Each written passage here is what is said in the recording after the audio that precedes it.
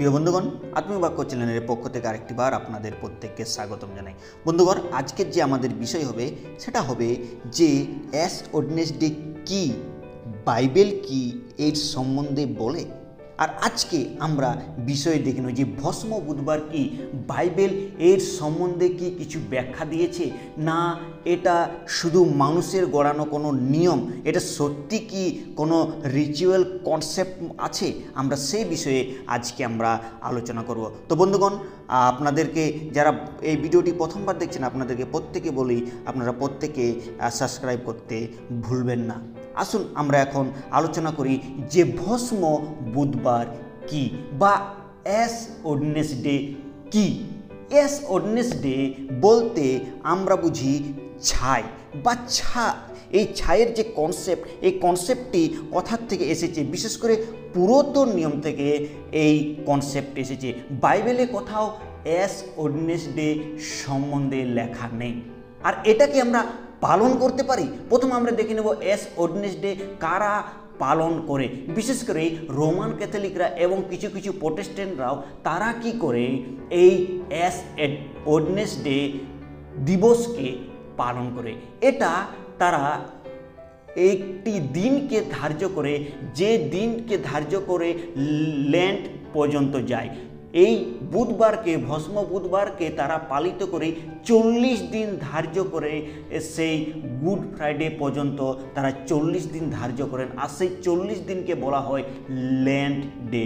প্রিয় বন্ধুগণ, লেন্ট উপবাস আমি তার সম্বন্ধেও আপনাদেরকে জানাবো। আপনারা কমেন্ট করে জানাবেন যে আপনাদের লেন্ট সম্বন্ধে ভিডিও প্রয়োজন রয়েছে কিনা, আর লেন্ট উপবাস কি, 40 দিনের উপবাস কি, তা যদি আপনারা জানতে চান তো কমেন্ট বক্সে নিশ্চয়ই আপনারা জানাবেন। আসুন আমরা এখন ফিরে আসি অ্যাশ ওয়েডনেসডে। অ্যাশ ওয়েডনেসডেতে মানুষ কি করে অনুতাপ করে আর তাদের কপালে এবং শরীরে তারা ভস্মকে ক্রুশ চিহ্ন দিয়ে তারা সেই ভস্মকে পালন করে। কিন্তু এই অ্যাশ ওয়েডনেসডেতে তারা নিজেদেরকে অনুতাপ করে এবং উপবাস প্রার্থনা শুরু করে, এবং এই দিন থেকে 40 দিন পর্যন্ত, গুড ফ্রাইডে পর্যন্ত তারা অনুতাপ করে এবং তারা কিছু আনন্দ করবে না। তারা অনেকে তারা নিজেদেরকে চুল দাড়ি তারা সেভ করবে না এবং তারা কাটবে না, এবং তারা আবার কি করে তারা অনেক কিছু পালন করবে। তারা নিজেদের মতো করে জীবনযাপন করবে, তারা আনন্দ ফুর্তি করবে না, হই হাল্লা করবে না, আর এই সব তারা পালন করে। আর বিশেষ করে এই প্রাচ্য সমাজে এখন এই বর্তমান সময়েও আমরা দেখতে পাই এটা রিচুয়াল, এটা সেই নিয়ম বিধিকে এখনও মানুষ বর্তমান সময়ে নিয়ে চলেছে। আর তারা কি করে কপালে সেই ভস্মকে নেই আর ভস্মকে তারা লাগে। এই কনসেপ্টটি শুরু কোথার থেকে হয়? বাইবেল থেকে যদি আমরা দেখি, বিশেষ করে আদি পুস্তক যদি আমরা 3 অধ্যায়ে আসি, আদি পুস্তক 3 অধ্যায় যদি 19 পদে, সেখানে শেষ অংশে লেখা আছে, কেননা তুমি ধূলি এবং ধূলিতে প্রতিগমন করবে। এই অংশটি থেকে তারা বলে যে আমরা মাটির মানুষ, ধূলি, আমরা ধূলিতে মিশে যাব। এই জন্য আমরা এই ভস্মকে যখন আমরা কপালে লাগাবো আর তখন আমরা মনে করব যে আমরা শোকাহত রয়েছি, আমরা অনুতপ্ত করছি প্রভুর কাছে। আর এইভাবে তারা পালিত করে। আর বিশেষ করে পুরাতন নিয়মে আমরা দেখতে পাই যে ভস্মের একটা বিধিকে, আর তারা যখন পুরাতন নিয়মের ব্যক্তিরা যখন তারা অনুতাপ করতেন, তারা যখন উপবাস করতেন, তারা যখন প্রার্থনা করতেন, তাদের জন্য অনুতাপ করতেন, তারা যখন কষ্টের মধ্যে থাকতেন, দুঃখের মধ্যে, তাড়নার মধ্যে থাকতেন, আর তখন তারা সেই ভস্মের উপবাসকে তারা করতেন। বিশেষ করে আমরা যদি ইয়োবের জীবন থেকে দেখি, আর সেখানেও আমরা দেখতে পাই ইয়োব 42 অধ্যায় যদি 6 পদে দেখি, সেখানে আমরা দেখতে পাই যে এই নিমিত্তে আমি আপনাকে ঘৃণা করিতেছি, ধুলাই ও ভস্মে বসিয়া অনুতাপ করিতেছি। এখানে দেখতে পাই যে ইয়োবের সেই কনসেপ্ট, ইয়োব সেই দুঃখের সময় সে অনুতাপ করছে। আরও যদি আমরা দেখি পুরাতন নিয়মে, বিশেষ করে জোনা ভাববাদীর পুস্তকে আমরা সেখানেও দেখতে পাই যে জোনা ভাববাদীর পুস্তকে যখন জোনা সেই সুসমাচার প্রচার করছে নিনবীদিকে, নিনবী রাজা যখন, সেখানেও দেখতে পাই যে 3 অধ্যায় 6 পদে সেখানেও যে আর সেই বার্তা নিনবী রাজের নিকটে পৌঁছালে তিনি আপন সিংহাসন হইতে উঠিলেন, গাত্রে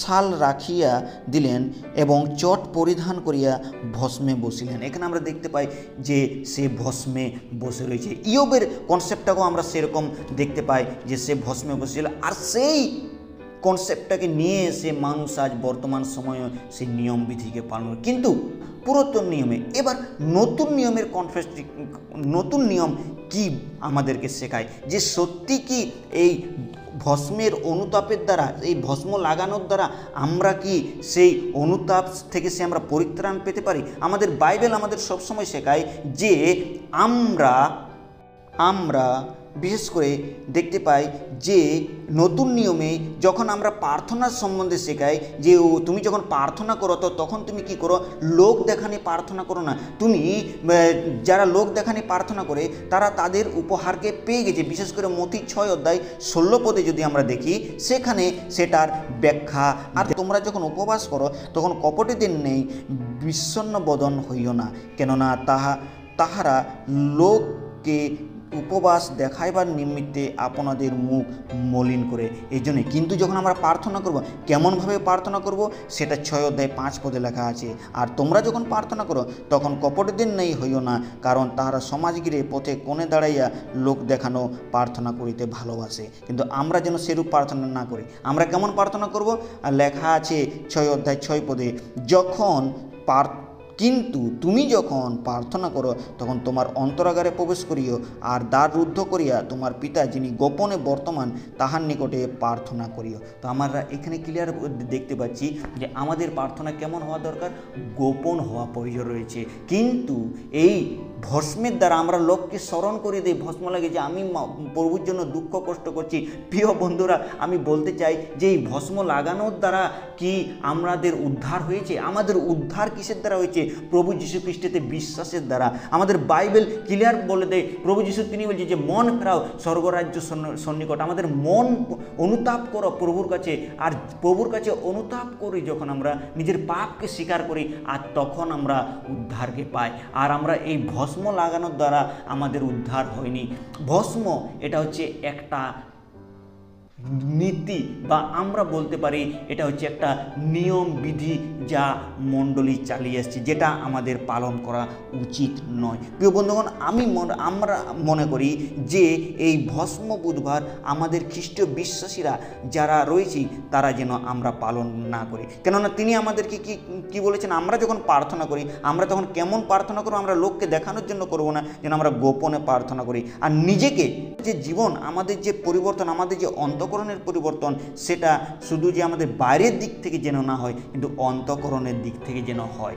জোয়েল তার 2:13 খুব সুন্দর সেই বিষয়কে বলেছে, আর আপন আপন বস্ত্র না ছিঁড়িয়া অন্তঃকরণ চির, এবং আপনাদের ঈশ্বর সদাপ্রভুর কাছে ফিরিয়া আইসো, কেননা তিনি কৃপাময় ও স্নেহশীল, ক্রোধে ধীর ও দয়াতে মহান, এবং অমঙ্গলের বিষয়ে অনুশোচনা করেন। প্রিয়রা, আজকে আমাদের প্রয়োজন রয়েছে, আমরা লোককে দেখানোর জন্য ভস্ম মাখলাম আর 40 দিন উপবাস করলাম আর বললাম আমি প্রভুর জন্য অনেক দুঃখ কষ্ট সহ্য করছি, অনুতাপ করছি প্রভুর।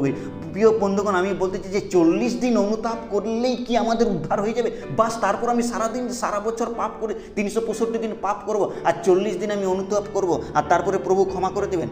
না, বাইবেল আমাদেরকে সেটা শেখায় না। বাইবেল আমাদের শেখায় আমাদের অন্তঃকরণকে চিরতে হবে, প্রভুর কাছে আমাদের ভগ্নচিহ্ন হৃদয়কে নিয়ে আসতে হবে, আর তার কাছে আমরা যখন সেই প্রার্থনাকে, সেই যাচ্চাকে করব, তিনি শুনবেন। আর কেমন প্রার্থনা? সেই প্রার্থনা হবে অনুতাপের প্রার্থনা।